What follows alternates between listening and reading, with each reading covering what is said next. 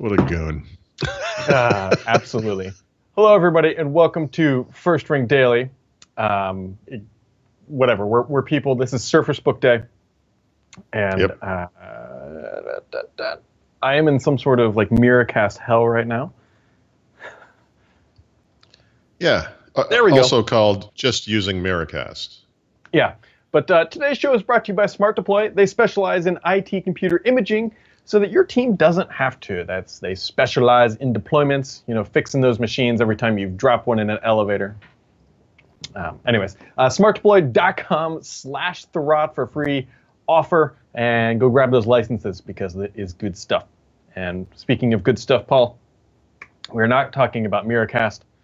We are talking about Good stuff. Actual working Microsoft hardware. Yeah, I should go grab all the other Surface books I have and just see how many I can fit on this desk. Let's not be that guy. Yeah. So hello everybody, and Surface Book 2 is finally here available. The embargo is now lifted, which means Paul and I can now talk about them, play with them, and what we're looking at here. This is the 15-inch right here. This is the Big Daddy, the top-end spec, super high-end, and then this is the also called the one I wanted. We'll get to that. And then this is the last gen 13-inch. Realistically, I could have told you that they are both the brand new one, the 13-inch, 15-inch. You would never know unless you saw the port, or potentially the little nubs holding the display.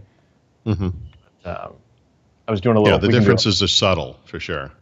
And but so what makes these machines awesome is what's on the inside. Just like what makes, well, I was going to say you awesome, but then it's turned weird in my head, and I decided not to say it. Anyway, you know what I'm saying. For an official test here to kick off the show, one of the big issues with the last gen was the screen wobble, and Microsoft said, hey, with the taller little hinges, it should be improved. So this is your official screen wobble test here. This is the old one. This is the new one. And so there is a noticeable difference. This one is now pretty much stopped, and this one's now stopped. So there is a little bit of a difference. So it's... Is it perfect? No. I mean, in real work terms, I mean, look, you can see when you press on the screen, it's still going back. Although you can see it's not bad. I mean, there are minute differences, but definitely improved. It's not worse by any means. Right. I haven't done a wobble test on the 13-inch version, but thank you for that inspiration. Yeah, that was, Paul, that's what we call testing by the seat of our pants. Actually, just was like, hey, this is actually a pretty convenient time to do this, especially because the old 13-inch battery is going to die, and I should probably stop playing with it so that it doesn't stop powering the Miracast, because the 15-inch could not work with this. Have you done any like game benchmark type stuff on the new one yet?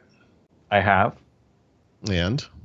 And so it's good. It's an NVIDIA 1060. I was playing PUBG last night, which is the PlayerUnknown Battleground. And so here's the deal. You can get it at 60 frames per second on this machine as long as you're willing to set the settings low enough. It does work as a gaming machine. One thing I want to point out, and I didn't specifically have this issue, but I know a couple other reviewers did, and I totally see how this is possible. The power supply that comes with this, the 15-inch, is 102 watt. If you set this thing to max performance and you beat on it, I mean, you really hit this thing hard, you can actually draw the power. It will consume more power than it can pull from the wall because the power supply is too small. Sorry. That's amazing. That is, that's unfortunate. Yeah. And so it could, in theory, just shut off. And if you don't think that's kind of nuts, I absolutely recommend that you go look at some other laptops, these high-end laptops that have NVIDIA 1050s and 1060s, and you will see that the minimum power supply that you will find is 150 watts. If you go up and look at Razer's iteration, it has a 250 watt external power supply. They're also, the power supplies on these things on gaming laptops are about this big. And, the power supply for this is big by Surface standards, but it's not, it's just a normal size, really. And that's interesting. I wonder if they're ever going to offer a bigger power supply to address that issue. They definitely should, because if they're at the end of the day, this is a desktop replacement laptop, folks. Yep. It is. It's $3,200, over $3,000. This is capable of being a desktop machine, and for that scenario, it absolutely needs a larger power supply. Now, I honestly think that they looked at this and said, you know what? 98.5% of people who use this machine are never even going to come close to that scenario. And yeah, but there you go. That is amazing. That's amazing. Yeah, no, it's something to be aware of. But I'll look and see if that's the case on the 13-inch version. Yeah. That's interesting. It's funny because before you said that, I was thinking to myself, it's actually kind of striking how thin and light this machine is compared to a similar gaming laptop, say for like the HP that I have, which has a 1050 in it. And then the power brick is about 1/3 the size, Mm-hmm. So I'll look at that. That's I never anticipated that one. And so it takes a little while to show up. Now, granted, when I was playing PUBG, I did not have this issue, but Tom Warren had it, and actually Daniel Rubino had it. And so when I looked at it, I was like, man, I bet you absolutely could. And I believe Destiny 2 is one of the games where that actually happens. So. Okay. All right. Well, good to know. Yep. So how's your machine working out for you, Paul? It's great. I mean, my fundamental takeaway from this is that a year ago, was it a year ago? Whenever the performance-based version came out. Yeah, it was last Christmas. What they were saying. Sorry. I was singing the last Christmas I gave you my heart. The very next day, Paul. Right. It was such a great holiday season. Anyway,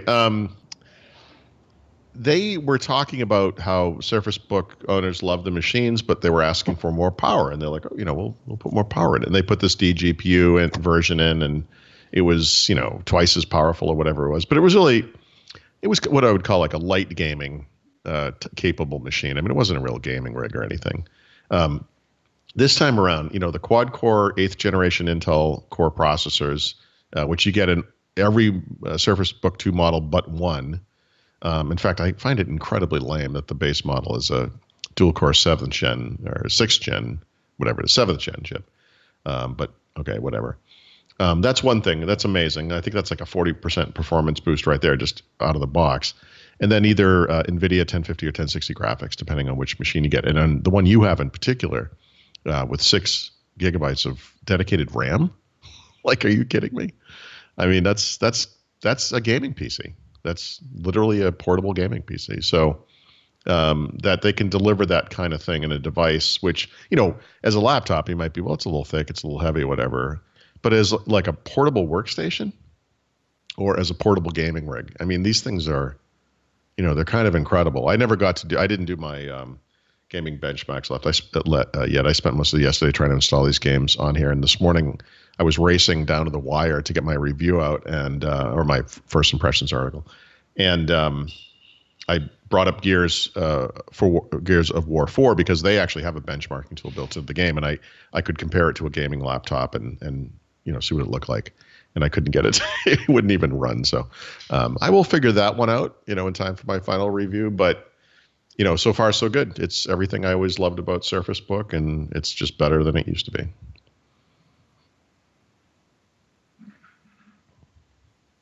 And now I cannot hear you. Sorry. I don't know if you can hear me, but I cannot hear you. He might have a dead microphone.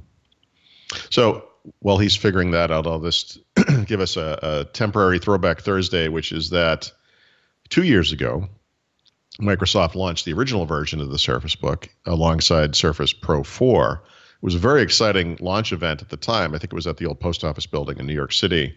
Of course, unfortunately, the next 6 to 9 months were kind of horrible for Surface because of all the reliability problems with the chipset from Intel and with the custom Microsoft drivers and software.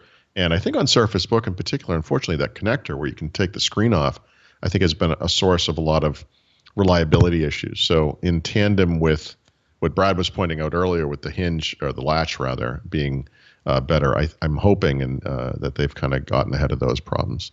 Brad, it sounds like you're back. I think I am back. Yes, you are. Oddly, I replaced the batteries right before the show, and clearly they were working at the beginning. I'm wondering if my rechargeable batteries are not recharging. Yeah. Yep. Yeah, that could be. Yeah. But what I was about to say is that the 15-inch is just lovely, Paul. Yeah. It really is. It looks lovely. I mean, and I'm not even slightly upset that you have it and I don't. So that's I'll good. tell you what, maybe we can arrange a trade of 13-inch plus an Xbox One X, and I'll give you the 15-inch. Wow, really? That's where you're going? Actually, where this is going to be super helpful. Yes. My mirror casting, like everything is dying. My IoT switches are just like on a mind of their own. They actually turned off in the middle of this, and then this turned off, and then the mic died out. I think I'm just going to start drinking antifreeze at the end of the show and just call it a week. Yep. But what I'm really going to be interested in is when we're going to Hawaii, obviously, and when we do the filming and being able to edit video on this machine. Obviously, I have done some video editing. Actually, I recorded a podcast yesterday and edited it on here and threw it up of just specifically the review. But being out in the field and having this type of a machine is actually going to be incredibly helpful. Yeah, so, I mean, and not just the power of it, which is obviously the big deal, but just the screen size, I think, is going to really help with that kind of thing. Yeah, because it's going to be great. If you're not familiar with video editing, what it involves a lot of doing is zooming in very, very close to the timeline and then cutting and splicing. And so obviously the more screen real estate you have, the easier that becomes. And it's just a better work experience at the end of the day. And so Adobe Premiere Pro runs pretty well on here. After Effects runs pretty well. I mean, everything, it's a quad-core i7 with a 1060 and 16 gigs of RAM. It's great. Yep. Minus the price. You do pay for the power. Yeah, I mean, you could buy a not so old Honda Civic for $3,300. Yes. So the one other thing, Paul, that they did not fix, and I'm almost positive I can probably do this on the Surface Pro. I should double check, but you can do it on the Surface Pro 4, so I don't know why you couldn't do it on the new Surface Pro. Is this machine will not run two 4K monitors at 60 hertz. Right, just like before. Won't do it. Yeah, and that's because it doesn't have Thunderbolt 3, even though there's a USB-C port. Yeah. But let me see if I can find it, Paul. I was even a step ahead of you. I ordered this on Amazon. And so what this is a USB to DisplayPort. So this should be able to power a monitor, which it can. The problem is that if you have this thing plugged in and then you plug in the Surface dock to get access to another mini DisplayPort, it turns this off. Yeah, you can't use both together. I think that's a side effect of the old Surface Connect technology they're using in there. So it's basically, I don't know. I don't know how it's orchestrated internally, but I mean, obviously Surface Connect is just USB 3. It must be some USB bus. I think that's on a separate bus. It's just a separate thing. It does work for video out, power and data, but yeah, you're right. You can't do those two things simultaneously. So you're basically stuck with doing like probably a dock. You could do two mini display ports off of that, but you're going to get 30 hertz at 4K. Yeah. Which 30 hertz, the only thing you need to know about that is that it actually hurts. Yep. 30 hertz puts the hertz in hertz. Yeah, it'll hurt your eyeballs. Do not attempt to run 4K monitors at 30 hertz. You will, I don't know if you'll go blind, but you'll probably go insane. So you've got that going for you. Yeah. Yep. It's how are the fans on the 13-inch? I haven't had any issues so far. You know, the fan thing on Surface Book has often been comical in the past. I haven't noticed. I mean, I think gaming is, I'm sure the fans are going to crank on a game, but that's to be expected. That's fine. Day-to-day use so far, I've only had it for a short time, so I don't feel qualified yet to say it's great, you know, but so far it's been fine. You know, some laptops you bring them up the first time and away it goes. This one has not had that problem at least. So, you know, I'll keep testing it. This is, I mean, you know, the Surface Book is one of my favorite designs, you know, for all the problems. And I think you're the same, you know, we both travel with this thing all the time. We love it. And you have to kind of be honest about the reliability issues that they had, especially early on. But, you know, I find myself wanting to use this. regardless of what I have here to review or whatever. Like it's just a great laptop. Yeah, no, I fully agree. If you're familiar with the Surface Book, one thing I wanted to point out from the last gen Surface Book is that I have used this thing, Paul. You've seen me take this thing quite literally all over the globe. Yep. No wear or tear. Like you can't really see under certain lighting. You can kind of see where my palm rest. But I've used this thing almost every day for a year, if not more than a year, and it's held up exceptionally well. And I fully expect that this one should do the same. I don't think that people are going to be 6 months in and going, God, this thing is so dirty. So I need to get rolling here. I actually have an appointment that my wife and I have to get to. So I thought we were. Well, I told you before the podcast. I actually really do have to go. So, soldier on without me and whatnot.